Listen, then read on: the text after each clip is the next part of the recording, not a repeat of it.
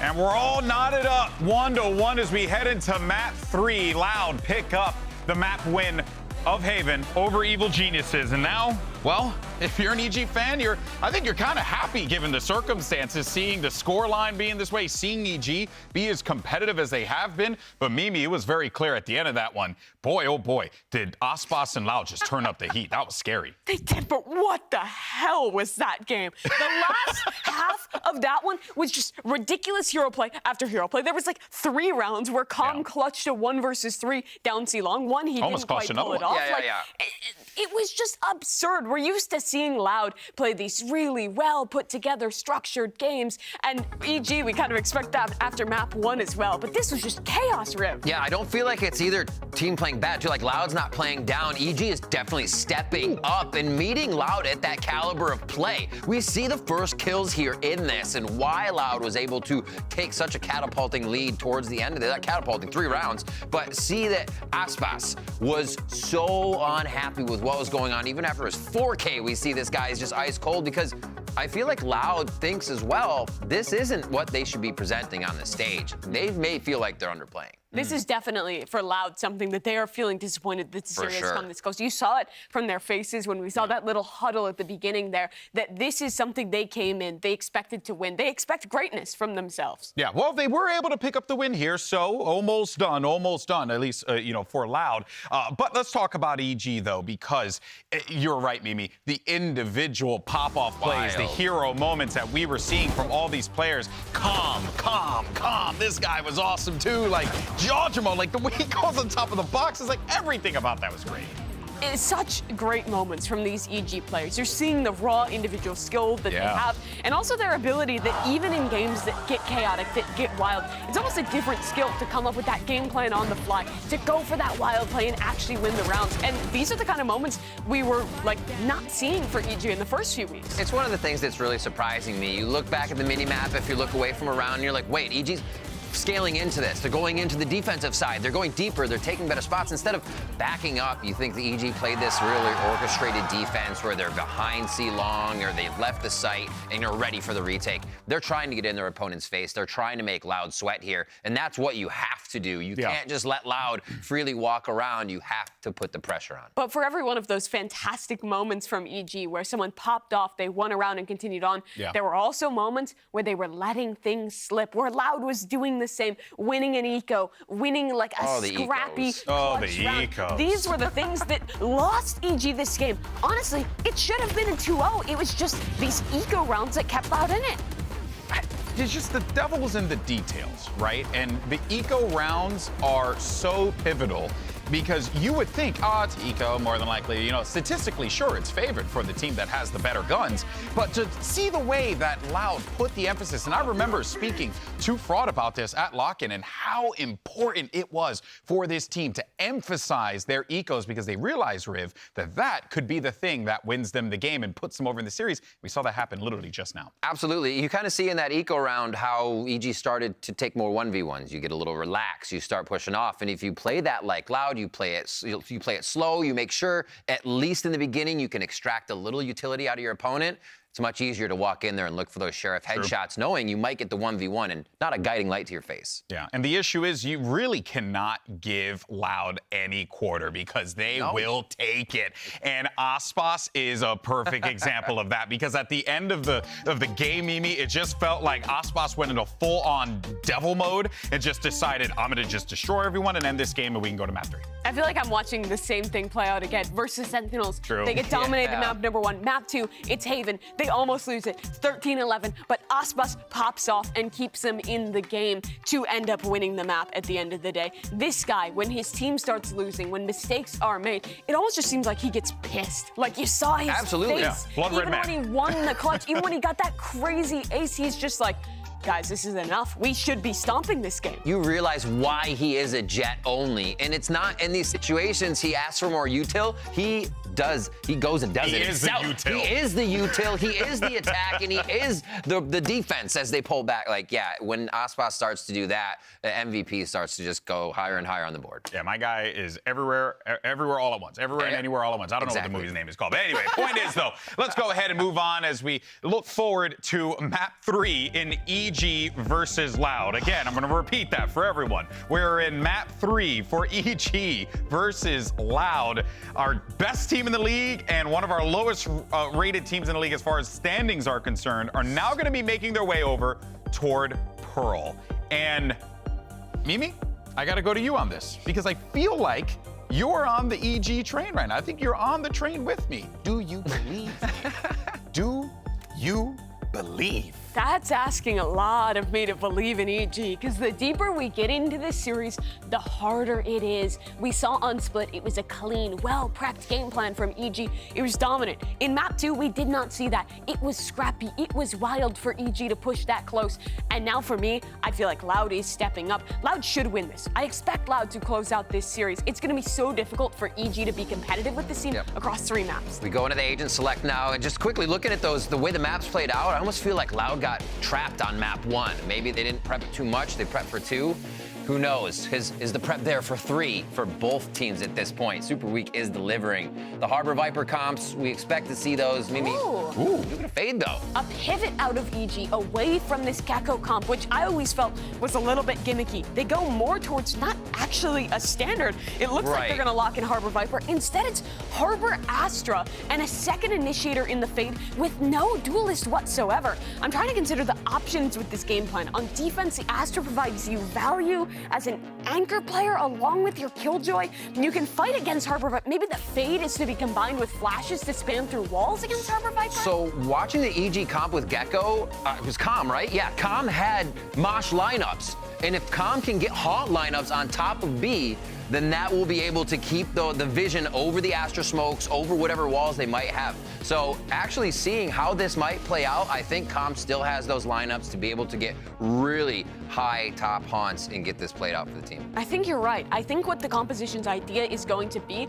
to try and spam players on these executes as those walls are going up. Get those high haunts that you're bringing up, combine it with the flash, spam through these walls, and then play these slower retakes together with an advantage.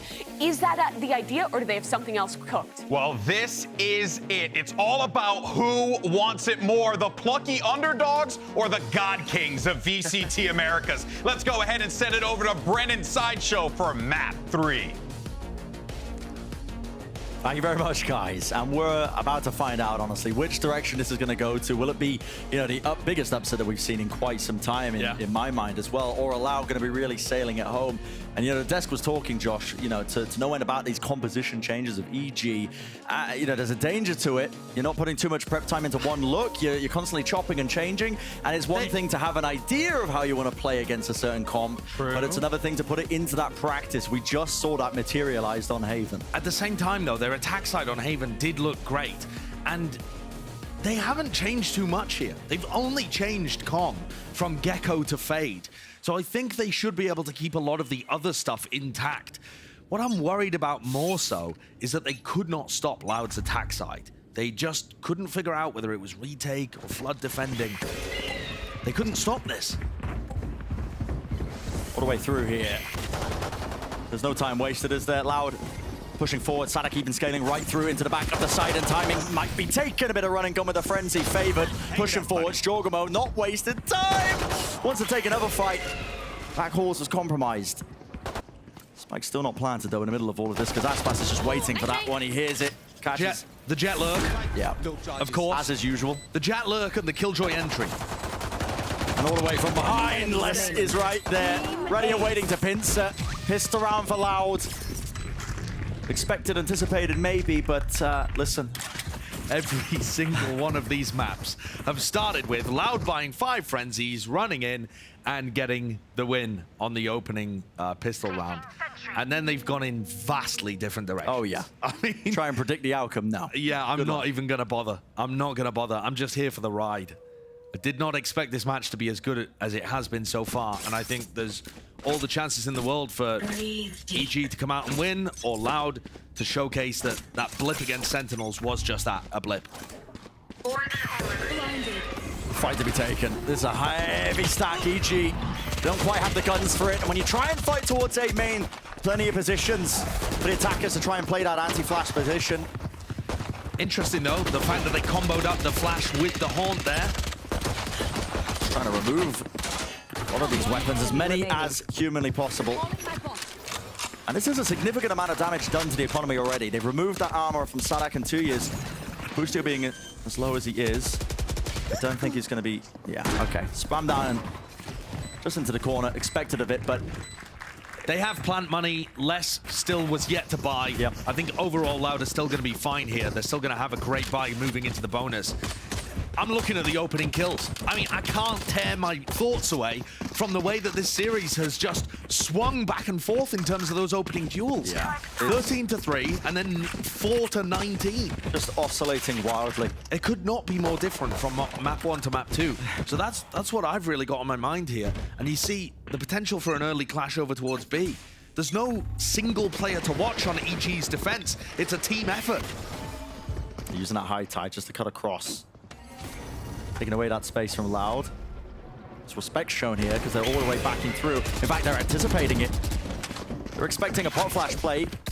Most of the team just playing right around the corner. Look how deep Les has gotten. I mean, this is ridiculous. The stack on B was so aggressive, and Les, I mean... Behind him. Opened up, con! Ridiculous. Les doesn't even know where to look, and he still finds the kill. What is going on? Now he's trapped so heavily, but the rest of his team is trying to react off of it. They think EG are going to be chasing Les, so we'll have space on B. Has to be a clearance. How was Les getting value from that position still? They knew it was taken up, but EG, they want to take the fight to them. Jorgamo with 2. Standing. A gap though.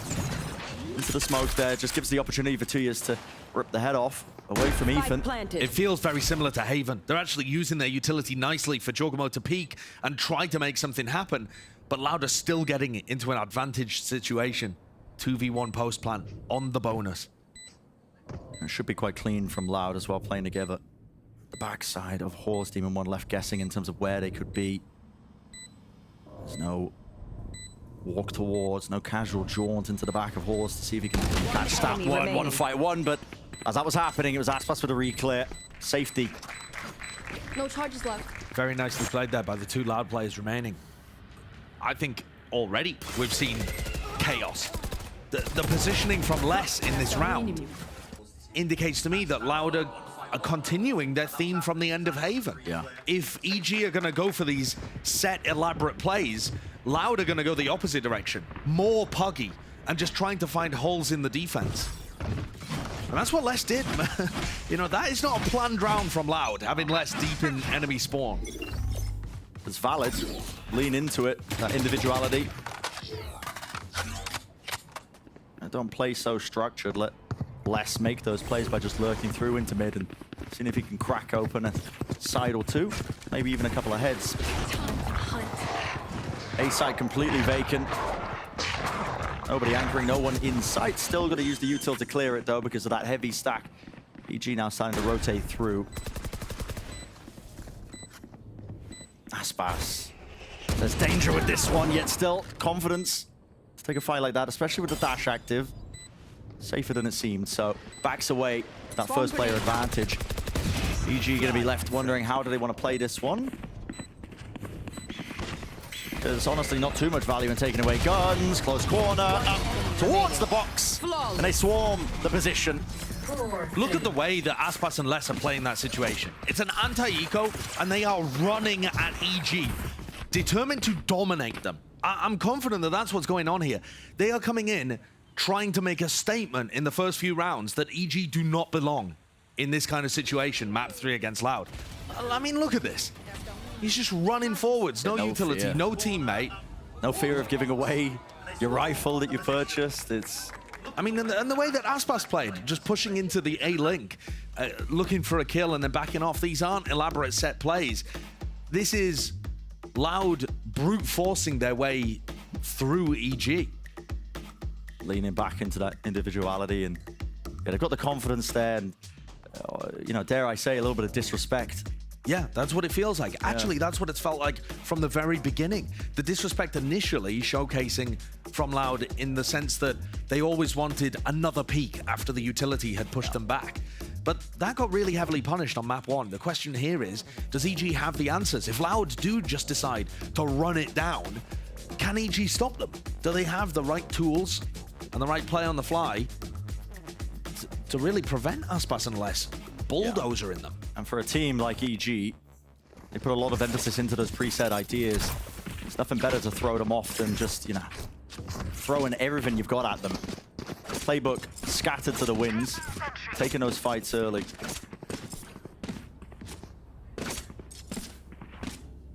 They can get a buy online here, so EG hoping to not let this deficit with the round slip away from them too much more. In terms of adjustments, not playing a heavy amount of players towards B, just an early flash and actually rotating Jorgamo back towards watching that link position. Rest allowed though. Interesting wall as well. It gives them a lot of space towards B long. Seems to be the goal for them to try and end there, but you never know. Both cascades used already from Jorgamo in the round, instead of using his high tide at the beginning. Not enough fuel. With that util broken, it forces that high tide now out of Jorgamo. He's not going to have that one for an eventual B hit that might start to come through. He will still have it for the retake, so not a huge loss. But once again, less looking to explore. Might take a duel here over towards Art. As Sadak two potential faces duels. Demon 1. Yeah, there's two massive duels happening. And the one in A main looks more likely. Just to the side of the box, but yeah, Demon 1 knows that there's too much to watch for. Tries to reset the movement and the aim just to take a better fight. Sadak pushing forward, just Boostio reclaiming that space and territory, moving down that as a reckoning at their feet, and Tuya's just leaping and bounding into the back of the site. It does feel disrespectful at its core, just some of the way these Loud players are playing, and this push from Les is even more so. Look at it, breaks the dog. He's got no one else playing with him, by the way. A fake flash, but not baited for much longer. Those are the kind of spots, Brent. I mean, Les should not be able to play in that spot on his own. The Trailblazer peak, he's at a disadvantage. He gets flashed there, he has no way out. But Loud are just doing it anyway. Yeah, look at this. No one's at his back. Oh, wow. Just reset, movement. Yeah. Swings away, realizes it's a fake flash. It's a fantastic beginning for Loud. And Loud are no strangers to being in this spot. We said it right from the beginning. Loud have been pushed. They have their bruises, not just in VCT Americas. Of the last 8 matches that Loud have played, 7 of them have gone to a decider map in a BO3 or a BO5. They've only lost 1 of those decider maps. Unfortunately, it was the finals of Lock-In. Yeah, one that they would love to have a bit of a redo. I'm sure they'd rather how close they were. Yeah, I'm sure they'd rather beat Fnatic, lose to EG if we gave them the choice. Yep. Poison's off. Wow, the orb dropping down. Jorgamo trying to reposition and making a ton of noise. That's Boostio. Right into mid. Demon 1, luckily, is there to back him up and does take out Sadak. Weapons drop down, but it feels just so well drilled from Loud once they get into this post-plan position. They've been in this spot time and time again when they're playing this comp on Pearl. The B post-plans, it is that bread and butter of where you find the success from them.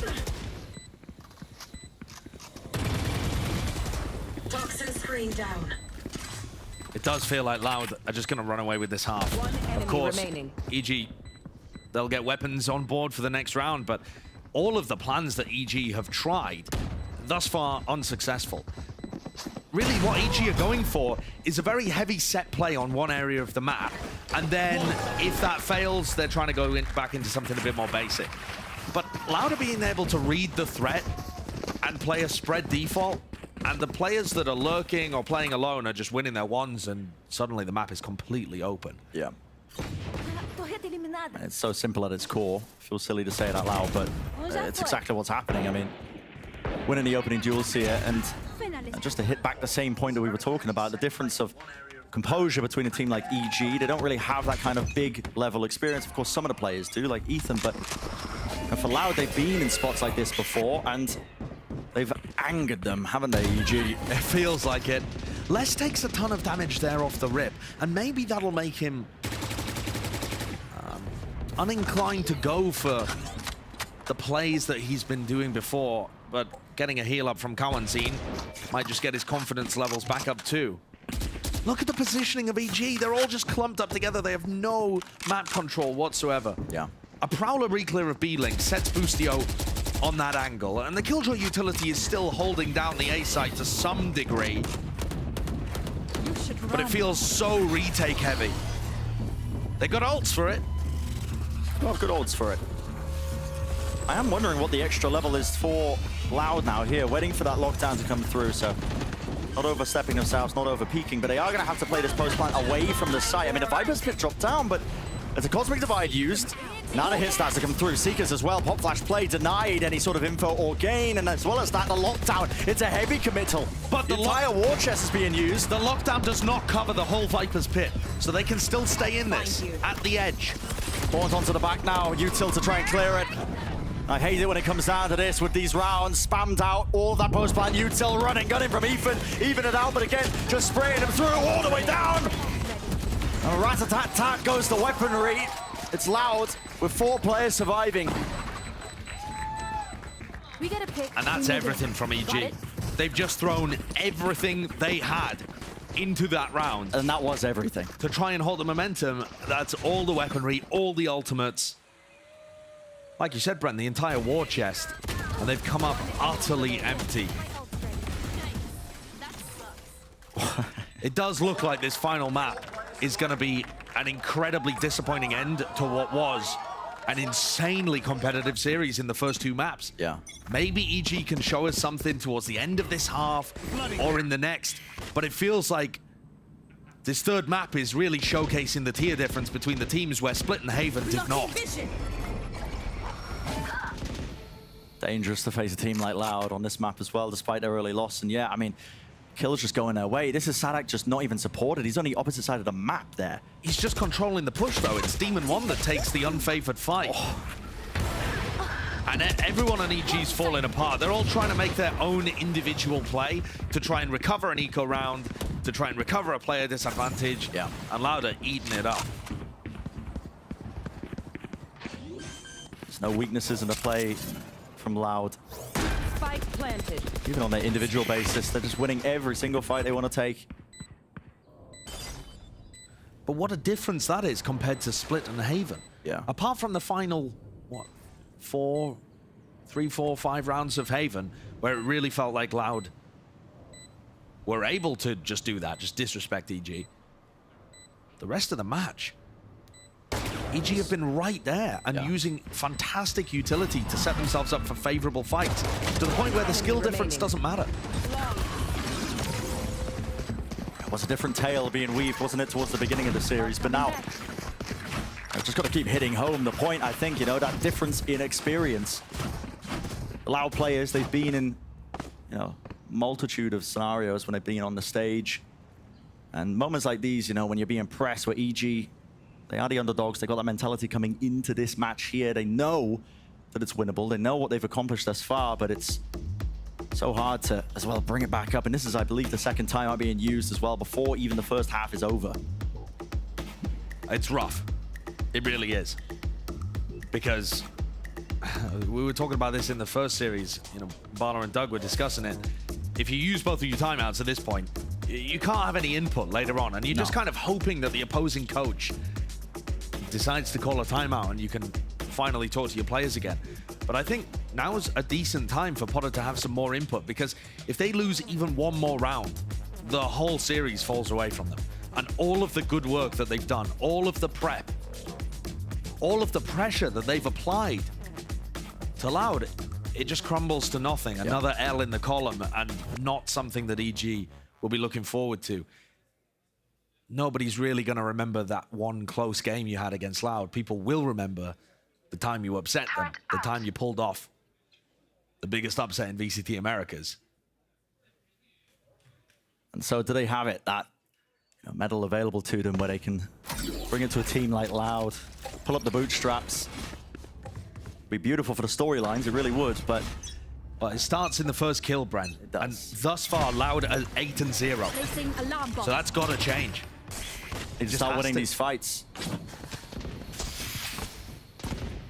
Lesson to be learned as well when it comes to these competitions. You can have all the team play in the world when it comes to utility to clear it out, ideas to try and play off of it, but games are won with the guns. And so another smoke laid down. Boostio even operating. Obviously, no more suitable targets really than anyone else on the team. You're not running a jet in this instance. This is their way to try and stop it. Pushes forwards, past it. It's a jiggle on the movement there from 2 years. Fully aware now that they are running that kind of firepower. And this is where the lurkers have been doing the work for Loud. When the main hit gets stalled out, they're running a 3-1-1 default right now. Can Sadak or Les make something happen? I'm looking towards Les because Demon One is holding behind this box and he's been doing this a ton. Yeah. That's what he played this position once before. Les trying a hard clearance off the turrets. Oh, that was the goal. Demon One wanted to try and take the fight off of it. And that's it. I mean, Demon One's favored, but he doesn't get the kill. It's another first death for EG, 0 and 9. And this is how the rounds have been slipping away. What can you pull together? Cloud set up with the post plant. That's a good answer. Aspas falls, but casualties on either side now. All going to be placed down, and it comes down to the spam, doesn't it? Phantoms in their hands, right through the wall. Any sort of kills this way, that way. One enemy. Like ships in the night, just trying to vacate backwards and forwards. Still plenty of time here for Boostio to maybe do something, but only one kill to be claimed. And it's the instant answer back from Sadak. So 9 in a row for Loud. Team that's been, listen, maybe woke up on the wrong side of the bed initially, but certainly going to be wide awake now at this point in the series. And the crazy thing is, if you only tune, if your friends told you, EG are just about to upset Loud, and then you tune into this game, you're like, wait, what happened? What's going on? What happened in these first two maps? But I think the big difference, Brent, is that EG had utility combos to give them favored gunfights in the first couple of maps all the time. And now we're seeing them just trying to take up, Demon One hidden behind a box, tries to take a straight aim duel. Fights happening in mid where Loud lurkers are catching them off guard. It's much more individualistic, or at least the set plays, the ones with utility, are being avoided by Loud, and they're hunting for those dry duels. The players aren't going to be set up as well. Has to be a turning point soon, though, with the turret removed. There's no other util behind it. Demon's up close. And Personal trying to take the fight with a Guardian, but oversteps himself. Biding his time there was Sadak. Haunt actually is quite nice there. That's going to be some spam. And a kill onto 2 years, but Kawaseen close, and it's not cleared into the side still. 2v3, EG. It's the best opportunity they've had in quite some time. But Aspas, individuality here potentially to stay down to that one-on-one is Kawaseen versus Ethan. Tapping a spike. Out the way, spam through the wall, even a dog, no stun. Collected. Where is the opposition? Kawaseen doesn't dare tap it, but he needs to force it. For nowhere near. The reposition from him towards Flowers now, an opportunity to slow it through. It's Kawaseen who wins it anyway. The crosshair placement is unbelievable. How does he read the play coming through and predict exactly where Ethan is going to be? Ethan had done such an incredible job at knocking him down to 45 health.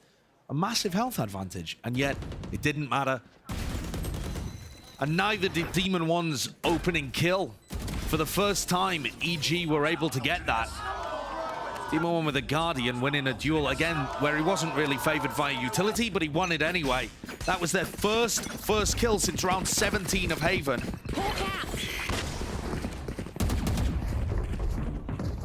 The challenge that's ahead of EG is nigh impossible.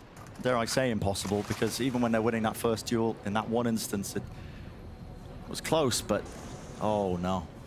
Backs to each other, Les is in the corner, tight playing, anti-flash! They know! He knows what to expect! On either side here, pushing forwards, Prowler in the face of Kawaseen. He's blind to it, but Con backs away, so Bit of restraint being shown, letting that plan go off, wants to play together now with his teammate, Boostio, rejoining him. But Loud also making their own moves. Look at this position, reclaiming it, playing together just in case there's a rotation. Cosmic Divide splits it up, that's away, but guess what? The players are nowhere near. Are they going to expect this? It's not necessarily planned for them, but it is a spammable angle. No one watching Heaven. Tap of the rifle and patience from 2 years. Holds his ground, watches it, he knows. Lucio had no choice but to just walk right into him. Last round in the half. Brent, round 19 of Haven, Com won a 1v3 in insane fashion. Since then, EG haven't won a round. Round 19 of Haven. They've lost 15 rounds in a row. Since that 1v3, I don't know if Com made the deal with the devil or what. But since that moment of brilliance, Loud, I don't know, something has just dramatically shifted. It feels like they can't lose. They just can't lose. Maybe just that mental block that's at the back of the EG players' heads, knowing that, you know, listen, we squandered it. We had the grand opportunity to close us out in 2. Made a good attempt of bringing it all the way back into Haven. This fight, Boostio swinging wide out. Jorgamo, okay. Fire returned. The Guardian. Damage there. Seeker's trying to get that mid-round. Reckoning, though, is going to be cleaving and clearing all the way into the back of the side. It's the final round of the half. It needs to be big. It's dire straits right now. Aspas deafened. No sound cues available. Reckoning now as well. He's forced back. This is good util to push him out of this position. And EG. Spike down A. Now the 2-player advantage. Moving forward here. Kawazin. Fight 1. Fight taken. 3 grouped up. Wider swing indeed. It's slipping away. Not like this. Not like this. And again dropped into that one-on-one. Spike off to the back. Kawazin has to reclaim it. Ethan, 11 health. Left. Last time, Kawazin read the reposition incredibly well. Taps it. Baiting out the fight. Ethan, he's granted a grand opportunity. Dog jumps forwards. No clearance. Creeping, crawling all the way up. Spike planted over the top. Fully blinded up. No way! They can't lose! They cannot lose. Switching Doesn't sides. matter what EG do. Doesn't matter how well Ethan plays it. There's something mystical going on here. I don't get it. It's a 12-0 half allowed. And this just is so absurdly different to the rest of the series. Brent, in the whole of VCT Americas, EMEA, and Pacific, we have not seen a 13-0 map. I mean, Oh my. I can't believe it was in this series that we might have our best chance. Yeah, I mean, the possibility's there, isn't it? That's the first half wrapped up, of course. But listen, I hope the desk got something more prepped as well, because they got to do the post game as well, potentially after this one. Send it down. GP, take it away. Got a little ahead of myself there, guys. Take it off. All right, let's go ahead and talk about this. This is awkward. All right, we were all excited. We were all happy, joyful. Not to say that we want Loud to lose. I love Loud, big fan of the team. I was just stoked for EG. Mimi, what happened? I mean, I was excited. This is just a heartbreak for EG because Loud, like the caster just finished saying, they cannot lose right now. This is looking like the Loud we expected to come into this series. People look at this and like, it's Loud just gonna roll them over. And we didn't see that, but in this map, that's been the case thus far. I mean, look at this. So in the early rounds, you already have less in spawn. They're reading Evil Geniuses like a book. EG, these previous maps, the desk was saying, the casters were saying, they're just inside Loud's head. They're rotating side to side. Here, Loud is behind enemy lines at the beginning of rounds, picking apart Evil Geniuses. I can't believe this is our 3rd match right now. It's absurd to see. Les has been finding consistent value on lurks. Aspas has been incredible. And Kawazin has been physically unable to lose a clutch. The man, I don't know if the man understands what failure is. No. And you know what? Keep it that way. He doesn't get it. And it's a huge positive for Loud, obviously, to see that even when they are taking these losses, they are a team that is able to recoup, come back, and win this stuff out. It's what you should expect from a team that is coming from that world champion lineage. But for EG, it really is just a tragic tale. Let me just pitch you on a multiversal angle here. Hit me. Rivington. Hit me. What happens? What do we do with our bodies if EG come back 12 straight. Don't say that. What do we do with our bodies, soul, and mind? I think the viewing of it actually disperses us into an ethereal form. Okay, that's what because happens. it's just too grandiose to see. Fair enough. And then I don't know what happens after that. We haven't actually traversed that plane. What are you guys talking? It's 12-0. Can we All just right, go back well, to the let's go cast? ahead and send it back to Brendan's Sideshow and see if they earn their check after one round. About to find out, aren't we? Listen, there's history about to be made, not in the way that EG was hoping for, but, you know, we might see that 13-0 for the first time. Never been a 13-0 in any of the VCT international leagues, but it might be about to happen. And yeah, I mean, listen, Krat, I'm with you. You're and you're ahhing, you're groaning at this. But, I mean, I gotta see it. You gotta see it, right? History about to be made. I don't want to prey on the downfall of the EG players, but Loud have been in control this entire time. Now, in the last two maps, EG won the second half pistol both times. So history's not on our side to see the 13-0. But I blaze a clearance. For EG, it's just got to be so difficult to keep your heads in this. Des was talking about it. You just don't see comebacks from this position. No.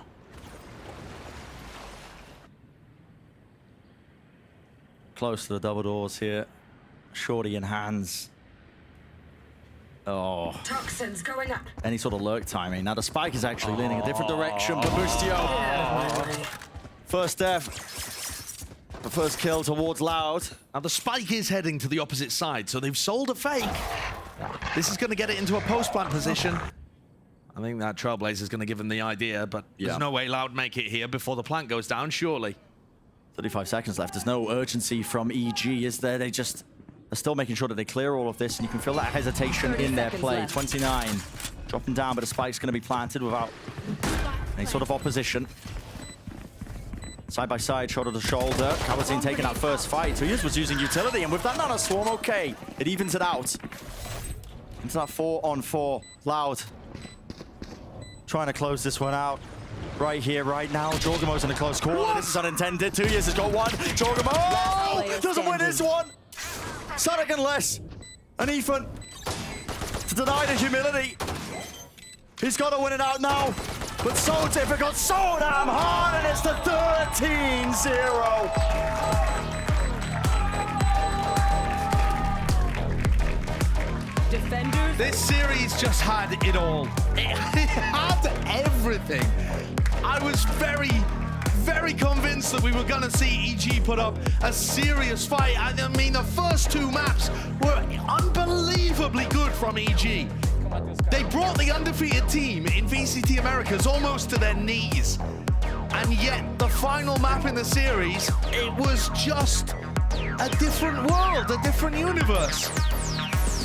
The first 13-0 that we've seen in VCT International Leagues, and like you said earlier, Brent, that is the piece of history that is the exact opposite of what EG were looking to accomplish here. Yeah. It would have been a monumental upset.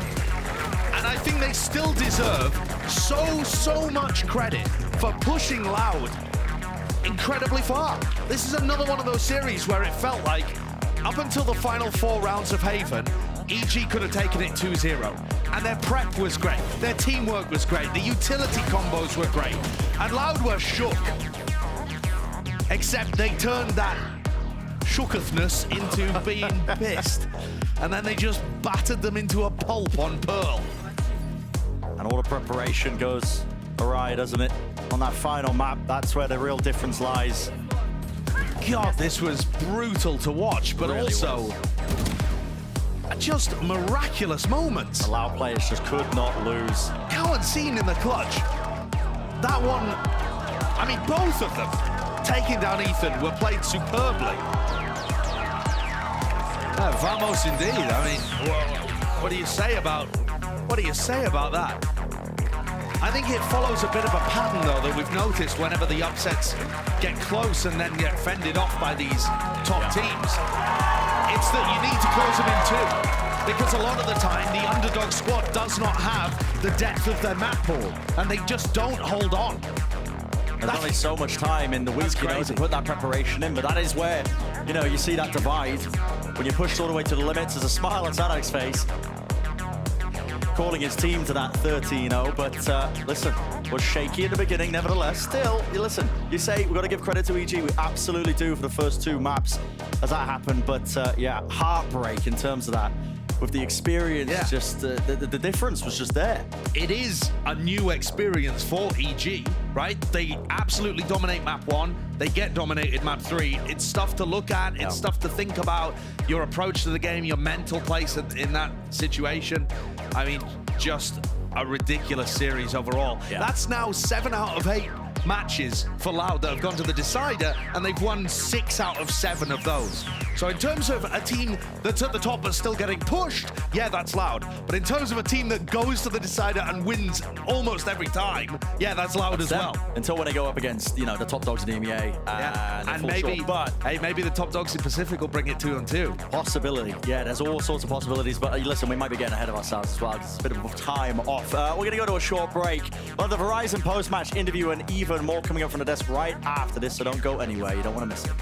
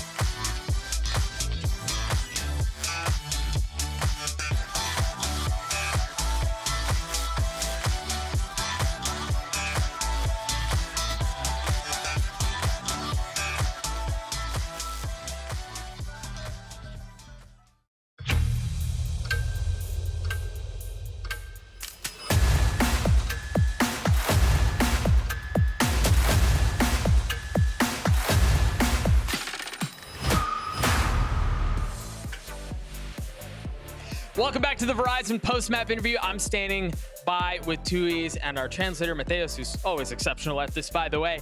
You guys just made history, but I want to go all the way back. to map 1. You lose first map 13-3. Everyone's really confused as to what's going on. It's like we're living in an alternate reality. Did you feel disrespected after map 1? Então, vamos falar sobre o primeiro mapa, né?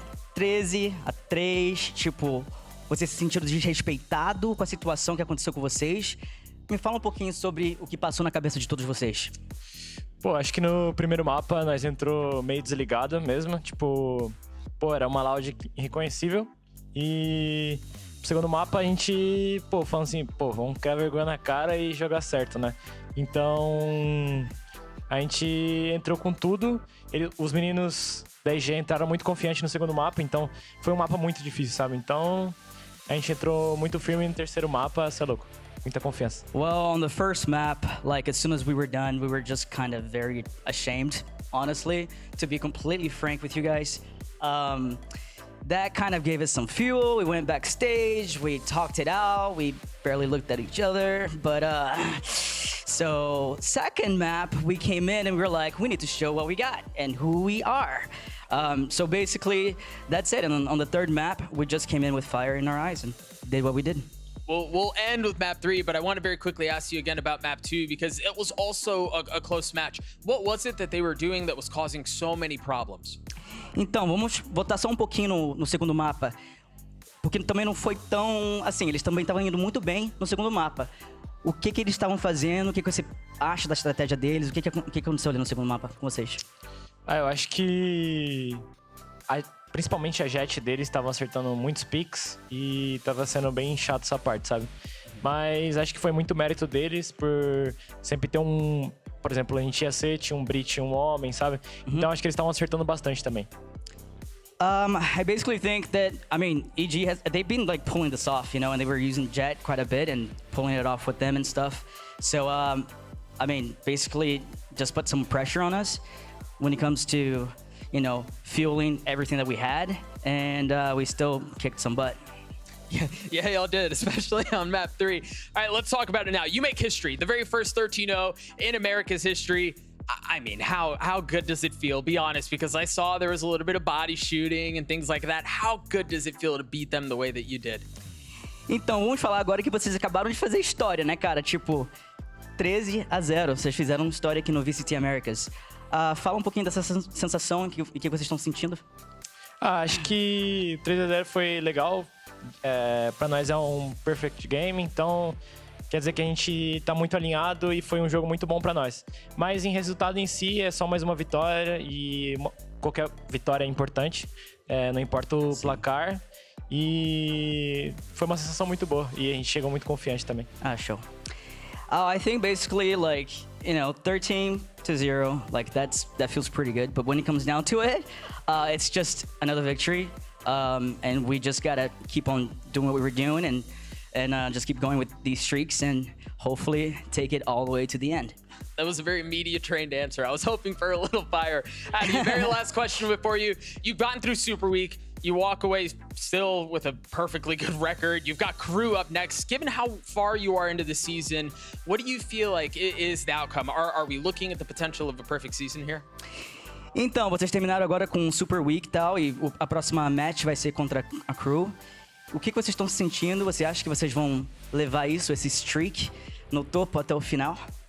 Não tem como falar que a gente vai levar, porque a Crew também é um time muito bom. Tem pessoas com um individual muito bom. O Kesnich, por exemplo, é um cara muito esquilado, então vai ser um jogo difícil, como qualquer outro, mas esperamos que saímos com a vitória. I can't say if we're going to take it all the way to the end, but we're just going to keep on doing what we're doing and stuff. And we're going against Crew, and honestly, they're pretty amazing. Their skills are on point. But just hopefully we can keep on doing what we're doing currently. Congratulations on the win. Best of luck to you throughout the rest of the season. We're going to throw it over to GB at the desk to close out the day. Aw.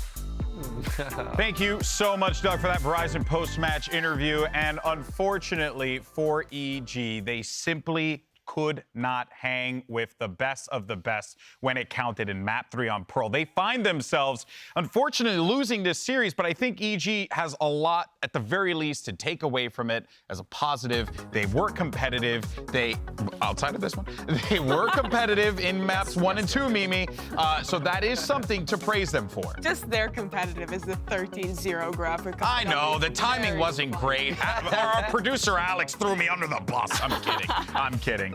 But no, seriously, I mean, I think it's like, it is great to see Loud, though, really just find that form. And we knew that they were going to come out and shred if they were angry, and that's what they did. It looked like EG was going to make history by upsetting Loud, by being the first squad in Americas to take a win off of this team. Their prep on split was fantastic, and their ability to keep a good, close game, even within the scrap of Haven, was impressive. But when it came down to it, you're not going to be able to play a close game against a team like Loud 3 maps in a row. Well, it's so difficult to do. Exactly. EG did make history, though. Right, Riv? I mean, first team to get 13-0'd. It's like Brennan, the guy, said when they watched the rope kills. It's like, it's not the way you want to make history, right? Yeah, it's true. But yeah, no, Evil Geniuses it's silly to always say this at the end of these matches, but so much to take away from this because they had 2 amazing maps and then a really big stumble. So it's a glaring thing to be able to look at for them. And I think with the progress of this squad, that was actually amazing to see from them, from the changes they've had and what they've been trying to do in the season. We can never forget that EG had Loud against the ropes, Mimi. We can't forget that. No, that they will get to have that memory, and we'll get to look back on the mistakes that they made on that Haven game to let it slip away with those eco rounds. But even on Map 3, I think what I'm really walking away with this now is that despite the issues, despite Loud having stumbles, they're still so good at recovering. It is impossible to beat this team, it seems, in a best out of 3. We've seen a lot of teams push them to a 3rd map, make things close here in Americas, but no one's been able to beat them, and now they're 5-0 in the standings. It's kind of crazy. It's like a tennis player going for the hard serve first, they fault, and then you just get your second serve in there. It's in, and they go. They seem like they have a level of power they are not using yet. And who knows, right? Fractures are permaban. Maybe they start picking Fracture. Like, who knows what Loud's going to do? Obviously, that's not going to be it, but what they can do, I think anything's on the table. That's where that's going. And it is reflected in the standings as well, because with that, they continue their undefeated run here at VCT Americas. If I'm correct, they are the only, no, it's Fnatic are the only other one, right? I believe, and DRX. I think DRX is still flawless. Yeah, so we have 3 flawless teams across our 3 regions, and not shocking considering who the 3 teams are. Well, you like to see a little bit of parity in the teams beating each other. It's nice to know we have a team that is topping the region that Cloud9. Everybody's going to international, and then you have Cloud9 right there. That's right. That win, silver lining. That win that 100 Thieves had over Leviathan. That's right. Put Cloud9 in 2nd place. So C9 have to thank their NA brethren for that one. They're going to be buying some hoodies. Gonna make an investment in that one. Yeah, but I think the rest of Americas besides Loud is still in such turmoil. I thought towards the end of Super Workout, okay, we're gonna get some clarity, who's at the top, who's not. But really, we've still been seeing wins traded back and forth, and the last day of Super Week tomorrow is gonna continue to be exciting. C9 versus Furia, the battle for 2nd place between those 2 teams is gonna be so good. And then NRG Crew, and it's like, I'm not even that confident about NRG going into that, which is crazy. What a wild thing to think about, though, right? Like, you're not confident about NRG, but I get it because this whole split has been wild, Riv. And Super Week is delivering even more, honestly. The games we're getting now with teams being pushed to the limit, it's not a lockdown format, but it is you have to stress, you have to be ready for the games, and we're seeing teams get trapped in a little bit of the wrong prep here. So it's anybody's moving forward, just Loud right now. Yeah, it is Louds. It is Louds, and right now they are the current kings of the mountain here in VCT Americas. But that is going to do it for us today. We hope you had a good time. Excellent matches across the board. Things we never thought that we would see happen, but yet this is the world we live in. And the good news is we have plenty more coming at you tomorrow. 2 great matches to close out VCT Americas Super Week. We'll see you guys tomorrow. Take care.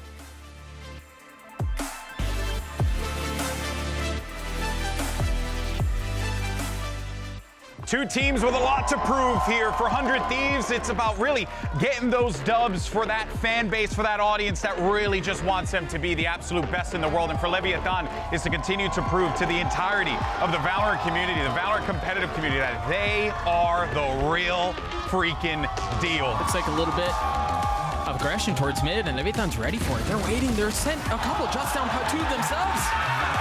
Nelson is getting up top. What a cheeky wall! But an excellent response from NZR.